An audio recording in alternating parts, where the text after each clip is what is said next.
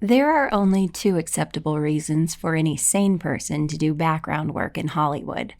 The paycheck being an obvious list topper, followed by craft services, the free bounty of unpredictable snacks and coffee that you are quite literally paid to eat while waiting for a disgruntled PA on a power trip to instruct you to cross behind the main actors, wait, and then cross back.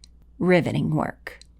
The first time I ever had a bagel was on a TV set working background. I mean, I'd had what I believed to be bagels. In fact, I'd devoured one every day through most of junior high school, oblivious to the fact that my donut-shaped egg bread was an imposter. On this particular day, though, having little to do but pass the hours with snacks, I selected what, at the time, I believed to be a familiar bagel. Sitting alone in a sea of extras, I self-consciously smeared, or schmeared, my starch with a scant allowance of single-serving cream cheese and bit in. I was blissfully surprised at the pull.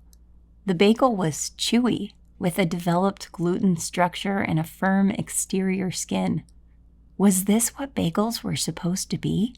Have I been bamboozled my whole life? A second bite confirmed my suspicion, and a third had me restraining myself not to turn to the nearest stranger to discuss my bagel revelation. Background actors are a bizarre breed. I was just there for the paycheck and the food. I wouldn't go full extra. I wouldn't be weird. The urge was too powerful. "Have you tried the bagels?" I asked the middle-aged woman whose book I'd interrupted. She dismissively shook her head, attempting to put a quick end to the interaction. "I've never had a bagel like this before. This isn't a grocery store bagel."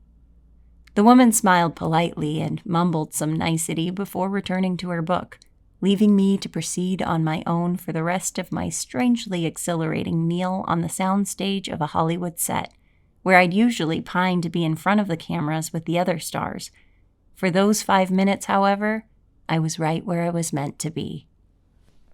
When I arrived home that afternoon, I scoured the internet for answers. What is a New York bagel? Are the bagels from the store even real? A Google search for homemade bagel recipe led me to Joshua Weissman's YouTube channel. Back then, he was still working as a chef, sharing recipes on the internet in his spare time. I was charmed by his Alton Brown-esque intro and the fact that he looked and sounded so much like Joseph Gordon-Levitt. With these hooks and the straightforward nature of his recipe, I put my ingredients and trust in him and made my first attempt. I'll never forget the tactile feeling of shaping this delightfully fluffy dough for the first time. It had risen considerably after the first proof and felt like a cross between firm pastry dough and marshmallows.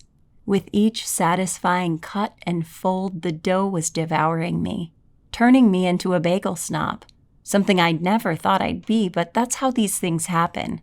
My husband and I accidentally became coffee snobs when our French press shattered and we were forced to improvise, using my vintage glass chemistry funnel for a pour-over. The results were inconsistent, sometimes ashy, sometimes sour, prompting me to conduct some armchair detective work on the proper temperatures, grind, and ratios of water to beans. After all of that, no one can top the coffee we can make at home, and now no one can top these bagels. I can't tell you what would have happened had I chosen another recipe. Maybe they would have turned out just as good, maybe even better. Or maybe it would have been a complete disaster, discouraging me from ever making another bagel again. I don't like to think these dark thoughts, and fortunately, the experience was so successful that now I am faithfully devoted to this recipe. There is, however, some room for nuance, and I do love to make things on my own, so if you hadn't guessed by now, this batch was inspired by the Black Bagel in Everything Everywhere All at Once, which, at the time of writing this, I have seen in theaters twice. I don't think I've ever watched a movie that evoked such deep belly laughs and cathartic sobs all wrapped up in the most thought-provoking themes.